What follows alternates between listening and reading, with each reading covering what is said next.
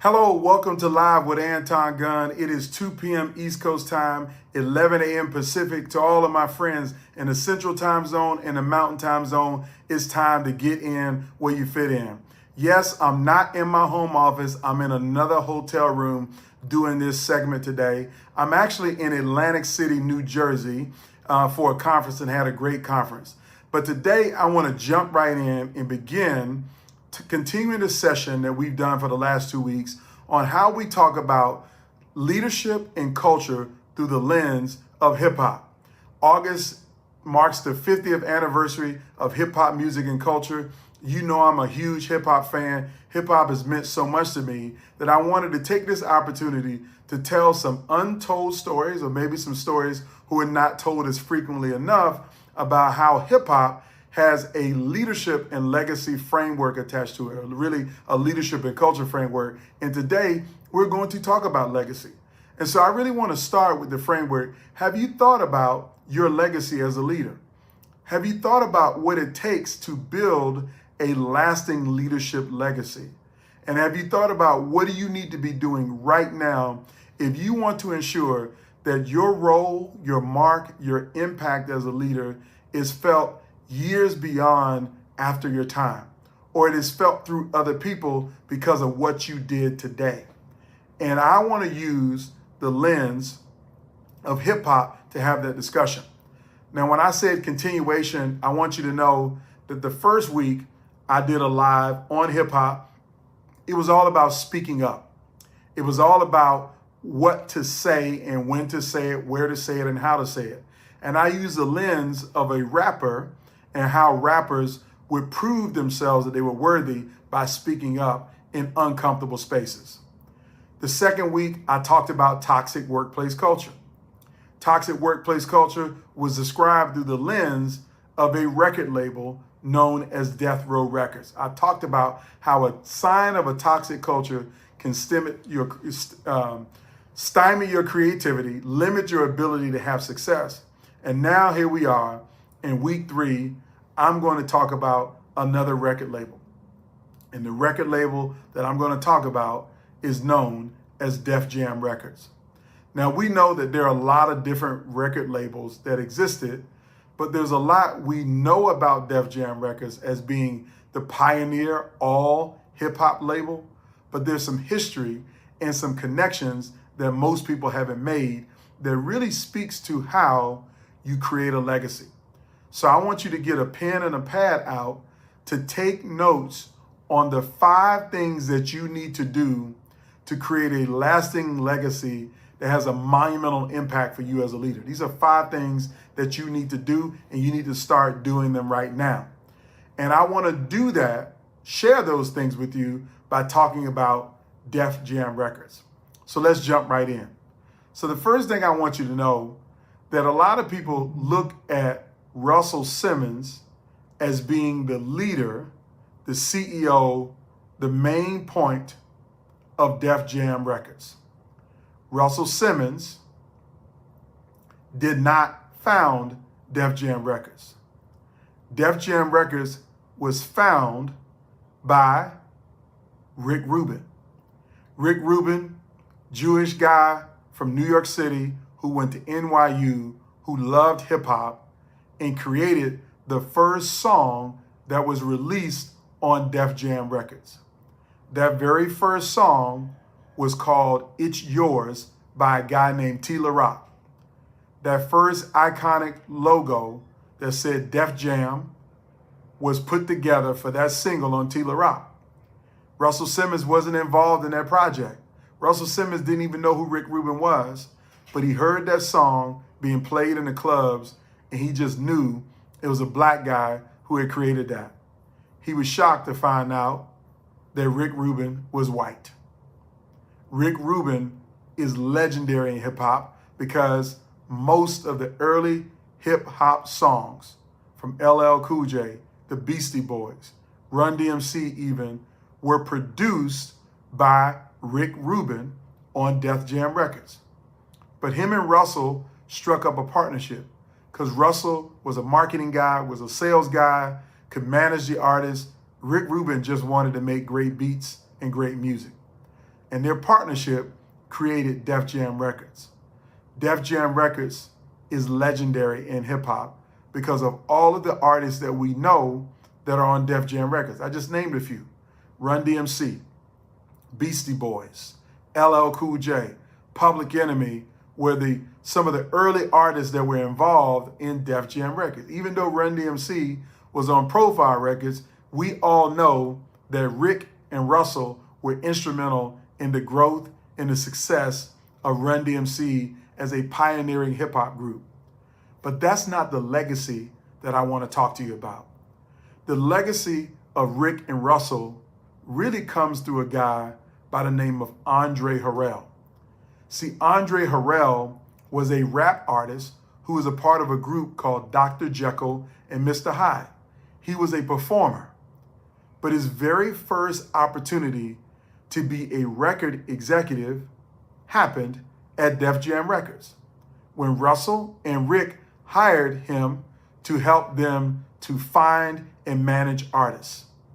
So Andre Harrell would later leave Def Jam Records and form his own record company called Uptown Records. And Uptown was the label in which we got the hip hop artist known as Heavy D. Heavy D got his start on Uptown Records. In addition to Heavy D, there were other great artists that were on Uptown Records. One of them was a female group, a women's group, known as Finesse and Sequence. They made a couple great hits, Soul Sister being one of them. But you might not know this about Finesse and Sequence. Their legacy continues on into the movie industry. If you've ever heard of the movie House Party that starred Kid and Play, that movie had two women characters in that movie, Shireen and Sydney, who were like the love interest of both Kid and Play.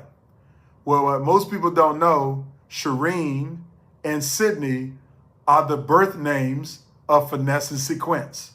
So their legacy goes into the movies, but I won't digress into that. Let me get back to Andre Harrell. Andre Harrell and Uptown Records added so much to the legacy of hip hop music and culture. Heavy D, Finesse and Sequence, an R&B artist by the name of Mary J. Blige came through Andre Harrell.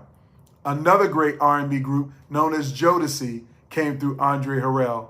And I won't name all of the other groups that came through the Uptown MCA label, but Andre Harrell had his own lasting impact. But his biggest impact would not come on Uptown MCA through a music artist. It would come through an intern that he hired. That intern was a college student from Howard University named Sean Puff Daddy or P. Diddy Combs. That's right. Diddy, as we know him today, was literally an intern at Uptown Records. And when Diddy was an intern at Uptown Records is when he learned a little bit about the music industry.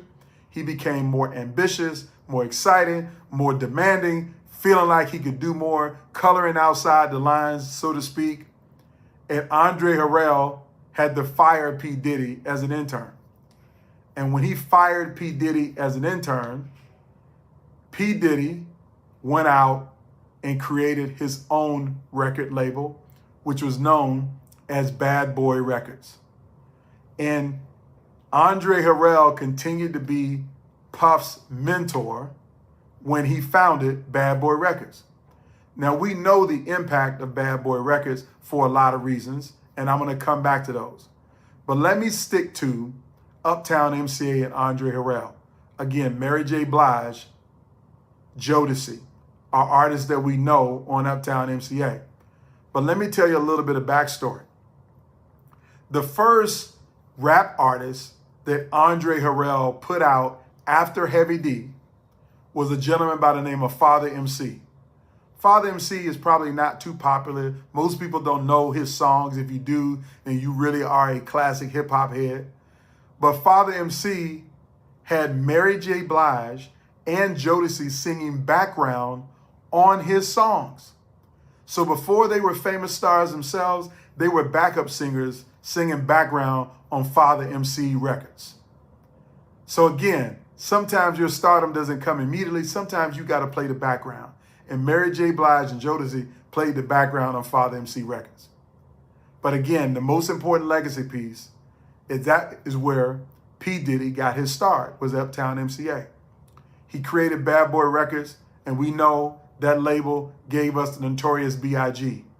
That label gave us Faith Evans. That label gave us the Lox and so many other artists that I could pass down the line.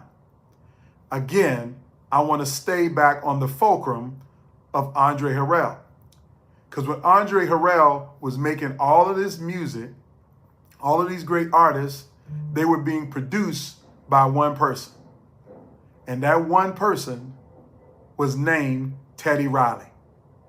Teddy Riley is important because he connects to a legacy that's close and personal to my heart, and that is the hip-hop legacy of my hometown, Virginia Beach, Virginia. Teddy Riley, while he was a part of MCA Records and the group Guy that he was a member of that put out great hits in the 90s, R&B hip-hop blends, if you will, or an R&B hip-hop vibe, Teddy Riley moved to Virginia Beach, Virginia. He opened a studio, began producing music, and I met most of the rappers in my lifetime in Virginia Beach when they all came down because Teddy Riley was down there. I remember meeting Heavy D in Virginia Beach. I remember meeting De La Soul in Virginia Beach. I remember meeting Big Daddy Kane in Virginia Beach. I remember meeting all of these artists because they came to town to do something with Teddy Riley. And so when they weren't in the studio, they were hanging out at places in Virginia Beach, and I would see them down on the beachfront. But the most important part of Andre Harrell and Teddy Riley's legacy is the fact that he used to judge talent shows. Teddy Riley used to judge talent shows in Virginia, and that is where he got introduced and met Pharrell Williams and Chad Hugo, the Neptunes. And we all know the legendary impact of Pharrell on hip-hop with so many artists, but his opportunity to do work came through exposure by Teddy Riley. His first writing credit on a song was Rump Shaker, which was made in Virginia Beach, which was made right on the beach in Virginia Beach. So that's the legacy of Teddy Riley and Andre Harrell. And we know about Bad Boy Records and the impact that Puff Daddy has had world over in fashion and music and, food and beverage, you name it. There's a legacy lasting impact that most people would never trace back to Def Jam Records because they wouldn't trace it back to Andre Harrell. But I know that legacy. Now, I can't cover all of the branches of legacy that are attributed to Def Jam Records, but I want you to know the legacy of Bad Boy, of Puff Daddy, Andre Harrell, Heavy D, Mary J. Blige, Jodeci, Guy, all of those things go back to Def Jam Records. Now, what does this mean for you as a leader? I'm getting ready to close, and I hope you got your pen and pad out to take notes on this, because the next 5 minutes are going to be all about you as a leader and what you need to do to create a similar type legacy, the one that Rick and Russell and Def Jam created, and that Andre continued, and that Puff Daddy has continued over and over and over again. 5 simple points and simple principles that I want you to focus on. Principle number 1 is that if you want to be a legacy-lasting leader that has a monumental impact, you want to create that kind of legacy, the first thing you got to do is you have to endeavor to do something big and impactful. You have to endeavor to be significant as a leader, not just successful. See, when Russell and Rick got together to form Def Jam Records, the main reason why they got together is because every artist before there was a Def Jam label were fighting for time and support on R&B labels. Like almost every other label was an R&B label. They had other artists They had some rappers, but they had other artists. But Def Jam set out their goal to literally be the only rap label. And what I mean, only rap label, they only wanted rap artists. They didn't want anybody else. They only wanted rappers on their label. That was significant. That is something that had never been done. So my question for you, what are you doing right now as a leader to be significant, to do something bold that has never been done, to make a difference in the lives of people because you have chosen to be significant rather than be successful? I'm telling you right now, if you want to create legacy, the first thing you have to do is you have to endeavor to be significant. The second point, that if you want to create a lasting legacy, is you have to give people opportunities that don't deserve those opportunities. You have to give people chances that may not look like they deserve that chance. Now, I'm not telling you to hire someone who is unethical and a bad person. No, what I'm saying to you, that you have people around you right now who you don't see promotional opportunities in them. You don't even look for them for promotional opportunities. You don't have an internship program. And let me tell you this, if you're in a leadership role right now and you don't have an intern working directly for you, I'm not talking about the interns all over the company that work for somebody else. I'm talking about for you as a leader. If you don't have an intern working for you, you're failing. You're not creating a legacy. So you need to give people opportunities when they don't deserve them. Promote people that may not be looked at as promotional material. I mean, you're talking to me today because a woman gave me an opportunity. That woman, her name is Lenora Bush Reese. She gave me an opportunity that I didn't deserve. And what do I mean I didn't deserve it? Yeah, I had a degree and I had some minimal prerequisite qualifications, but I didn't nearly have the experience that she needed in an opportunity. But she didn't judge me by my experience. She judged me because I was eager, I wanted to work hard, I was ready to learn, and I was passionate about making things right. And she gave me an opportunity and it changed my life. And honestly, you wouldn't know me today had Lenora Bush Reese not given me a job. Just like we probably wouldn't know P. Diddy Combs today if Andre Harrell not had given him an internship. And we wouldn't know Andre Harrell, the executive, if Rick and Russell didn't give him an opportunity to be an executive when he was just an artist. So you got to give people opportunities that don't deserve them, whether they may not have the experience. But you got to create spaces by giving people opportunities. That's point number 2. Point number 3 is you need to invest in the people that you give opportunities. Don't just give them an opportunity and throw them to the wolves and tell them to figure it out on their own. Yeah, they should be ambitious and want to work hard and figure things out on their own. Yeah, they should do their own learning and development. But you are the person that gave them the opportunity, which means you need to be the person that invests in them. Invest in their personal development, invest in their professional development. You help them to be successful. It's your job to teach, coach, train, mentor, evaluate, and develop them. Tell them where they're going wrong and tell them where they're going right. And give them the tools that they need to be successful. Invest in them. That's your responsibility. Now here is the 4th point, and I'm getting close to closing, is that after you invest in them and develop them, you need to let them go. Yes, you need to let them go. Like you would be a failed leader if you invested in someone, helped to develop them, and they found a greater opportunity, but you decided not to let them go because you wanted them to stay on your team and to help you out, to help you to be successful. That's selfish, number 1. But number 2, that's not how you create legacy. See, I know some CEOs who do the best job possible of building a high potential and high performing team.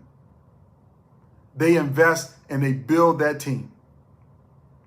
They build them all around them and they help the organization achieve significant goals. And guess what? The CEO gets all of that credit because I built a great team.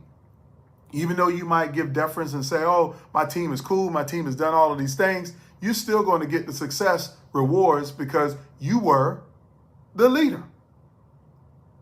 But wouldn't it be better, rather than just having a great team, that you developed 5 leaders that directly reported to you and they all went and became CEOs at other companies in the industry?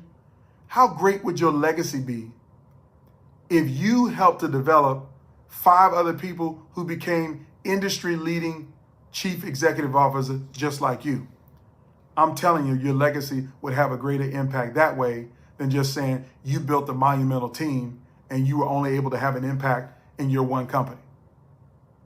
That's how you 5X your legacy. See, there's a football coach who mastered this process very well. His name is Bill Walsh. His name will never be forgotten in football. Not just because of the West Coast offense, but because of his legacy. His legacy of developing coaches and helping them to go on and be successful as head coaches in their own right. I think there's some 25 former Bill Walsh assistant coaches who have won Super Bowls. As a matter of fact, Andy Reid, who's the current Super Bowl champion of the Kansas City Chiefs, was a Bill Walsh disciple or protege, worked underneath Bill Walsh. 25 Super Bowl champion coaches can trace their legacy back to Bill Walsh, who trained them, developed them, invested in them, and let them go. So what are you doing to be the Bill Walsh in your industry? What are you doing to be the Bill Walsh in your company? What are you doing to be the Bill Walsh in your department? You need to focus on your legacy by developing people and then letting them go. And here's the last point. If you want to be a legacy-lasting leader, the one thing you must do after you do something significant, that you give people opportunities that don't deserve those opportunities, after you invest in them and after you let them go, the next thing you need to do is to never badmouth the people that you let go. Here's the reason why. Because if you ever badmouth people for leaving you, no matter when they left, if they left too soon or left sooner than you wanted them to leave, or they left because you thought they weren't ready yet, but they stepped out on their own, if you badmouth them, that's going to make you look bad, make your legacy look bad. Because they're going to look around and say, hey, you're the one that trained them and developed them, and now you out here badmouthing them? That's going to be a bad look on you, not a bad look on them. It's going to be a bad look on you. So never, ever badmouth the people that leave you. Russell did not badmouth Andre Harrell.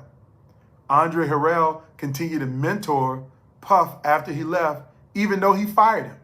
Now, he spoke to the facts that I fired him because he was too ambitious and too big, but that's not badmouthing. That's just saying what the facts were. He was ambitious. But he continued to support him. Big up to him for all of the things that he was doing with Bad Boy Red, celebrated it. So if you celebrate the people that leave you rather than bad-mouthing them, you solidify your legacy, because every ounce of success that they have, people will think back to how you were a supporter and cheerleader after you developed them, after you invested in them, after you gave them the opportunity to do something significant the way you were doing something significant. So I'm telling you right now, if you want to be a legacy-lasting leader, a leader who creates a legacy of impact, the way Rick and Russell and Def Jam has created an impact in this culture, you need to embody these 5 points. Again, point number 1, as I close, is to do something significant. Number 2, give people opportunities that don't deserve them. Number 3, invest in the people that you give opportunity to. Number 4, let your people go when they feel that it's time to go. And number 5, never badmouth them. That's what the best leaders do. So I hope this message has been significant for you. I hope you have a fantastic day and a fantastic week. And I'll see you back next Wednesday for part 4 of this 5-part series on leadership and culture through the stories of hip hop. Have a great day. Take care.